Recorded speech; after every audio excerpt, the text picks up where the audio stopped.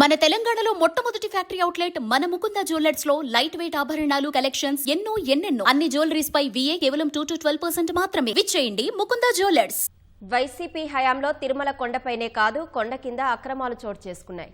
ఓవైపు తిరుమల పరకామణిలో చోరీ, కల్తీ నెయ్యి, వస్త్రాల కొనుగోలులో అవినీతి అంశాలపై విచారణ జరుగుతుండగా తాజాగా తిరుపతిలోని శ్రీ గోవిందరాజస్వామి వారి విమాన గోపురం పనుల్లో 50 కిలోల బంగారం మాయమైందనే ఆరోపణలపై ఏపీ విజిలెన్స్ విభాగం లోతుగా విచారణ జరుపుతోంది. 30 విగ్రహాలు ధ్వంసమైన విషయం తెరపైకి వచ్చింది.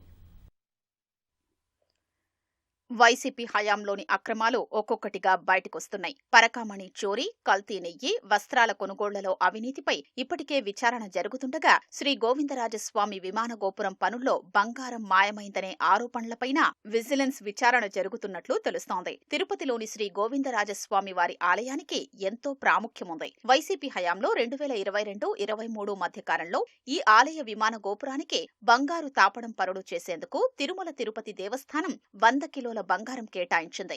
ఇందులో భాగంగా 9 పొరలతో తాపడం చెయ్యాల్సి ఉండగా 2 పొరలతోనే సరిపెట్టి దాదాపు సగం బంగారాన్ని మాయం చేసినట్లు ఆరోపణలున్నాయి. విమాన గోపురంపై 30 విగ్రహాలు ధ్వంసం చేసి ఆపై బంగారు తాపడం పనులు చేసినట్లు అప్పట్లోనే ఆరోపణలొచ్చాయి. ఈ అంశాన్ని బయటకు రాకుండా నాటి టీటీడీ చైర్మన్ వైవి సుబ్బారెడ్డి, ఈవోగా ఉన్న ధర్మారెడ్డి జాగ్రత్త పడినట్లు సమాచారం. విమాన గోపురం పనులకు అసలు కాంట్రాక్టర్ను కాదని సబ్లీజు కింద వేరే ఇద్దరికి పనులు అప్పచెప్పినట్లు దేవస్థానానికి ఫిర్యాదులు అందాయి. ప్రస్తుతం ఈ అంశాలన్నింటిపై దేవస్థానం విజిలెన్స్ విభాగం విచారణ చేపట్టింది.